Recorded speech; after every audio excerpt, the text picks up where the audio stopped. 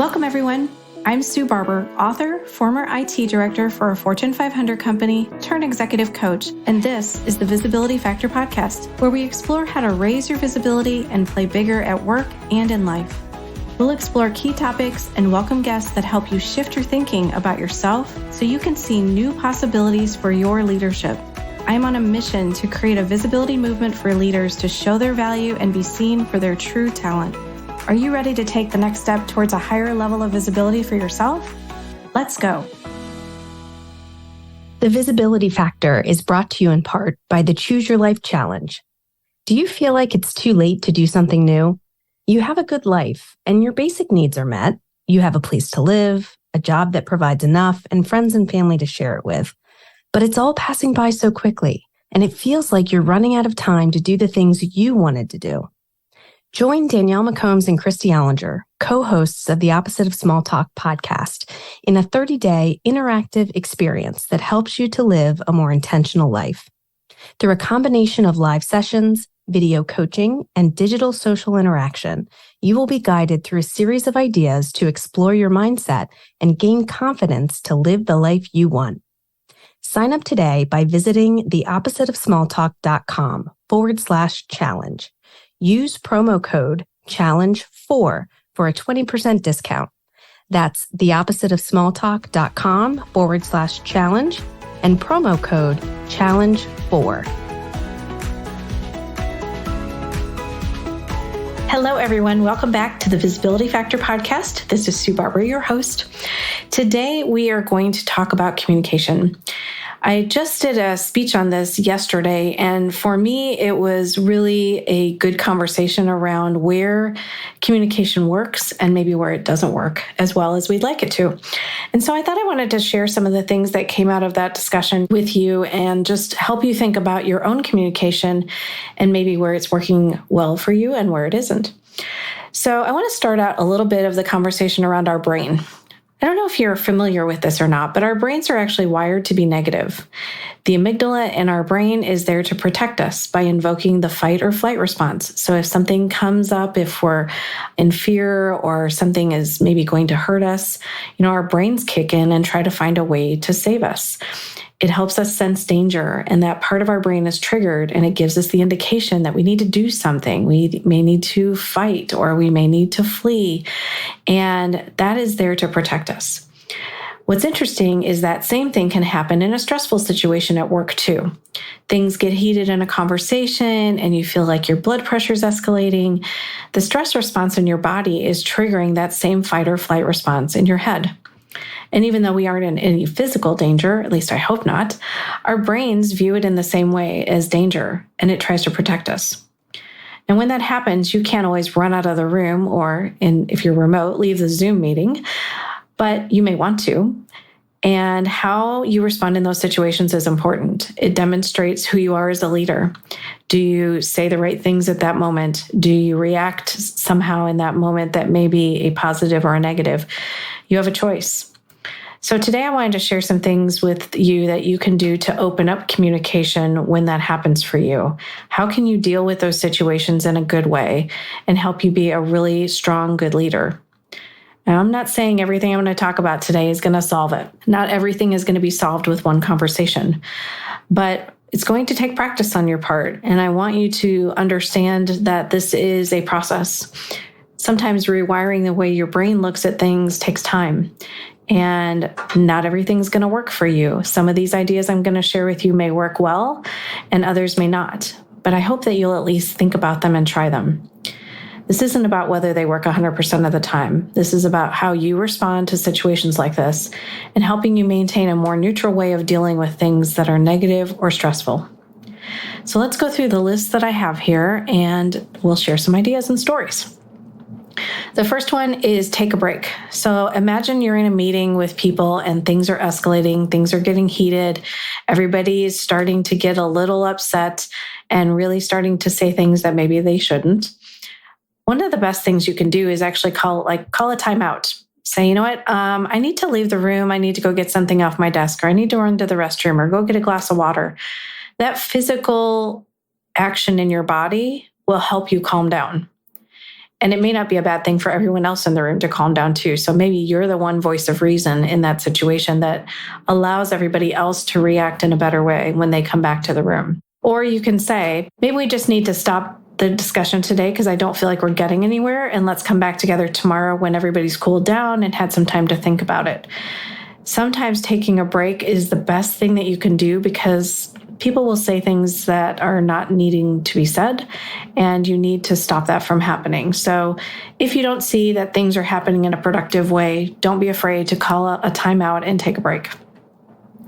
The second one is called The Story I Am Telling Myself Is. Now, any of you who are familiar with Brené Brown may have heard her talk about this in some of her talks or in her books. And what this is a way to use language around sharing what you're thinking, things that are happening for you, and sharing that with the other person, because obviously we're all coming with stories and experiences and assumptions that we think are right and that we're operating under. And the more you can share what you're thinking, the more it helps people understand where you're coming from. And it also may clear up some confusion or misinterpretations of information. So it helps open up the conversation to remove those assumptions of what the other person is thinking or feeling. And then you can get to the heart of, okay, what is it that we're here to do? How can we get to the best outcome?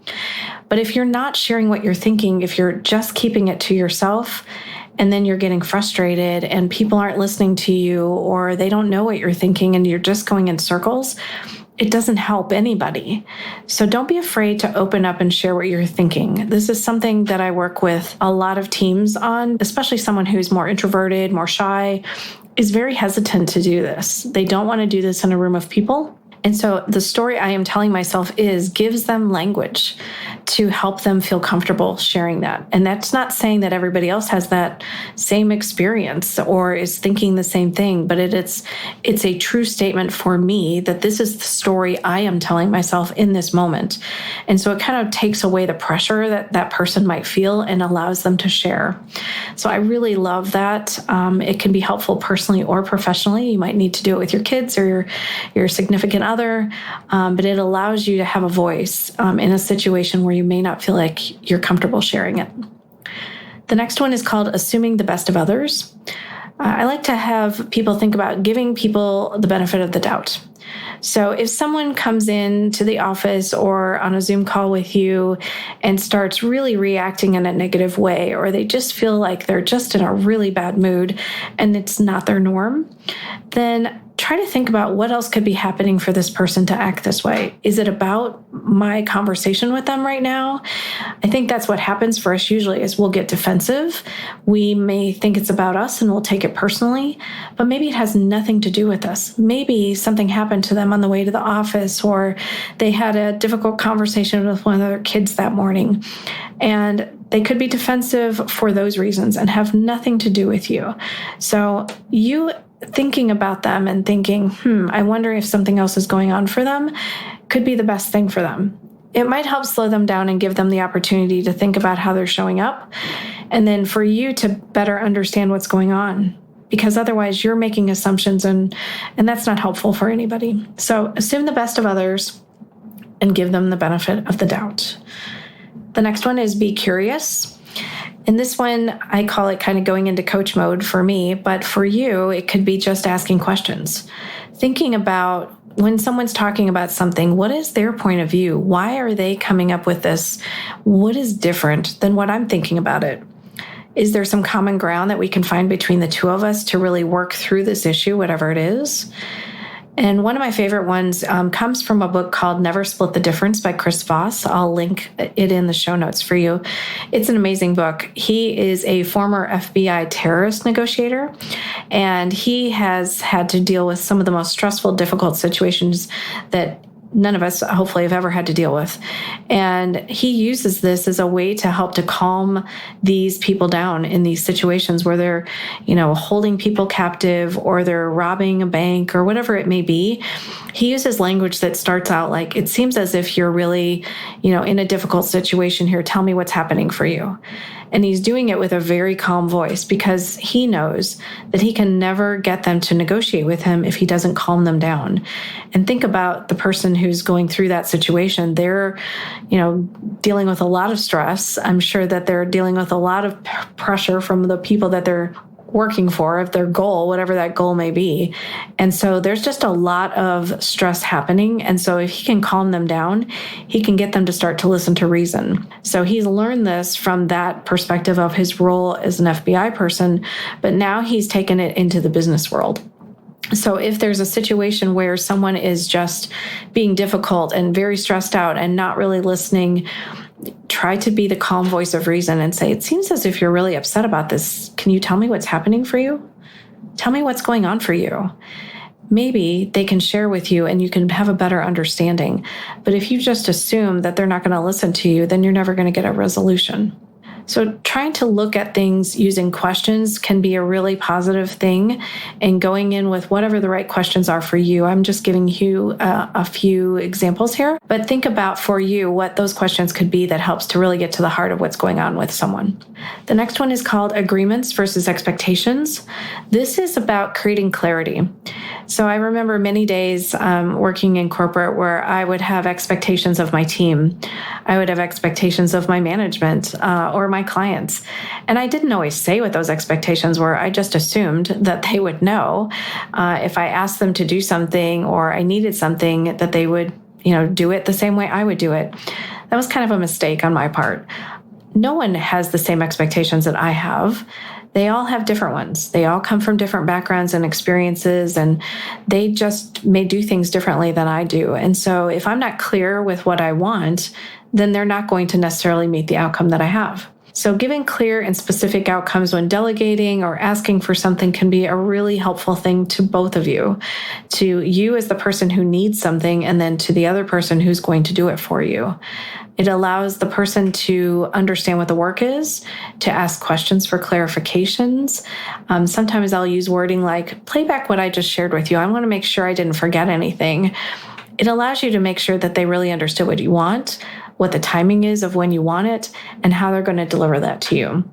So a quick example is, I'd like, for Sally to put together these reports for me. So I talked to Sally about them.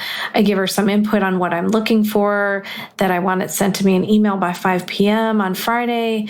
And what is she going to do if she can't do that for me? Like, we talk about those things. So it's really, really clear that she's going to do this. And if she has questions, she'll reach out to me. And then I have a sense of what's going to happen. She has a sense of what's going to happen. And then it actually will happen. But if I make an assumption or I just put some expectations out there like, Sally, I really would like you to put these reports together for me. Could you do that? But I don't give her any other information. She may make an assumption that I don't need it till next week, when actually I need it this week. But I'm not clear with her. So I definitely operated in this place of expectations versus making an agreement with someone for a really long time.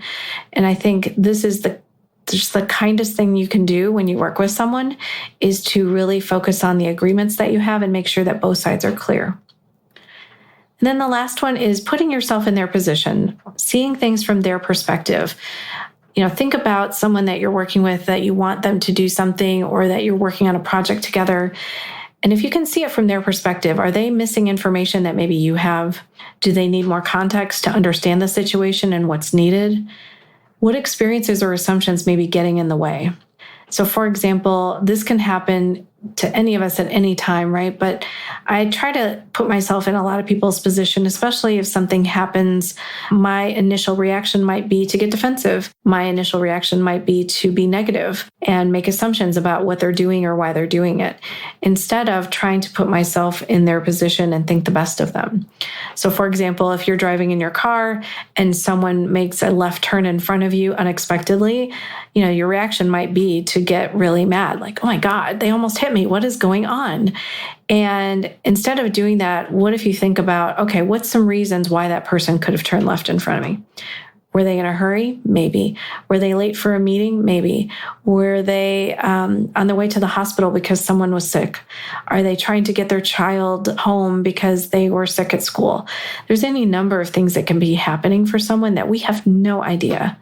And instead of trying to put our thoughts about what's happening into that situation, sometimes it's best to just say, you know what, something must be going on with them because that's not normal for them, and try to understand. The other way that you can start to do this is to, when something is happening for you and it's more in the negative space, try to see what you can do to make it a positive. So I like to use this example of you're headed to the airport, ready to catch your flight, and you run into a massive accident in front of you, and there's no way you're going to make your flight. So you're stuck in traffic. There's just nothing you can do to change that. And in that situation, you have a choice. You can be angry, you can be upset. There's nothing you can do to control that accident or when it's going to get cleared up. All you can do is sit there. So what can you do that's positive instead? You could listen to a podcast. You could listen to the radio. Maybe you haven't done in a while. You could make a phone call. If you have your phone in the car, you could call someone. And there's a number of things that you can do that will help you get into a better state of energy than being negative. And I know that may sound very difficult in that moment to do it, but in any situation, you have a choice. You can stay in the negative, which is draining your energy, or you can try to find a positive, some silver lining that you can do or experience because of what's happening to you in that moment. And the more you do that, the more it changes the way that your brain works. It really starts to help you focus on positive things. It doesn't mean for me, I've been doing this for a long time now, but it doesn't mean for me that I'm not still having a negative thought or still getting defensive or still feeling things that aren't positive. I definitely do. But my initial reaction now is to feel that and then say to myself, what can I see that's a positive here? What could be happening for the other person? How can I assume the best of them? That is now my go-to instead of just reacting. And it's not always easy. I'm not perfect at it. I will tell you that. I've definitely had moments, and I'm sure my kids could tell you, where I've reacted to something and I wish I wouldn't have done that. But sometimes in the moment that just happens. So be kind to yourself if it happens. This is a work in progress, and it's going to take time for you to do that. But I just want you to imagine for a minute, like if you implemented any of these, if you implement all of them, great. But if you implement any one of these, imagine how different the workplace would be. Imagine how our communication would improve. Imagine what the world could look like if we started doing more of this stuff and started putting ourselves in other people's positions, or we started to think about another person's experience and what they may be feeling and stop placing our own assumptions on them. Imagine just for a second what that could be like. It would be a very different workplace. It would definitely be a very different world. But that's what's happening for people. When you see them get defensive, when you see them reacting and coming on the offensive at you, something is happening for them and they don't know how to deal with it. And it may have nothing to do with you, as I mentioned earlier. It may be all about something else that's happening for them. And you just kind of calling a timeout and asking them how they are can change everything for them. Maybe they just need someone to talk to about what happened, and you could be that person. So I hope this was helpful. I hope it gave you some new ideas of some things that you could do to disrupt some challenging situations and also help you be calmer, remove some of the stress from your life. Communication is something that's so important in a workplace. And I think there's too many assumptions and people not listening to each other that could be causing a lot of that. And hopefully these tips will help you with that. Now we're going to go into the Rise Up and Be Visible quick tip for today. So I've alluded to this, but I haven't come out and told you this one yet. But I want you to slow down to speed up. When I talk to anybody working in a corporate environment, when I tell them to slow down, they look at me like I'm crazy and tell me that's not possible. It's absolutely possible. You just have to be intentional about it. You have to find a way to take things off your calendar or delegate to other people or build in time for yourself every day that you get some time to slow down. Even for myself, I've had this where I have a lot going on this week and I've taken the time to slow down, even if it's just for a minute. You only need a minute. Close your eyes, sit at your desk, and just be calm and breathe. It can change everything for you. Because if you're not planning and preparing and thinking about things, you're going to inadvertently say something wrong. You're going to not be as prepared as you would need to be for a meeting. And you're definitely not going to be showing up in the best way strategically or visibly in meetings. So here's some questions for you to think about. What are all the things that you need to say in this conversation that you're going to have? How can you say it to help them receive it in the best way? Not your way, help them receive it in the best way. What objections will they have that you can address proactively? So trying to be prepared and thinking about what they may ask you and being prepared enough to talk about those things first and not have to have them ask you the questions. What questions can you ask to better understand the situation? No one knows everything about everything, right? So how can you ask some questions that might help you understand the situation better, which ultimately helps both of you get to a better solution? And then what do you think you may be assuming that could be wrong? As I mentioned multiple times in this podcast today, this is about checking your assumptions, not placing your assumptions on other people, and not always thinking that you're right. When I did this speech yesterday, one of the people there said, I think I operate in a place where I think I'm always right. So what could that be doing for him? It could be making it really challenging for other people to talk to him and be approachable. It could make it really difficult for people to try to change his mind. And so I think it was an aha moment he had in that conversation where he said, I think I operate from that place that I'm always right. And I need to really check that and understand if that's true for me or not. So if any of these ideas that I've shared today help you have better conversations or help others that you work with have better conversations, that would just make my day, because I think there's so many challenges that we have in the workplace already. Communication can be something that we can all work on together and make it better. Thanks so much for joining me today on the Visibility Factor podcast, and I'll talk to you on the next one. Thanks so much for listening to the Visibility Factor podcast. Remember that visibility starts with small steps that are intentional and consistent each day. Be bold, be visible, be the leader you were meant to be. Find us and subscribe on Apple Podcasts, Spotify, and wherever else you listen to podcasts. Follow us on all of our social media platforms, which are highlighted in the show notes. Thank you for listening, and we'll see you next time on the Visibility Factor podcast.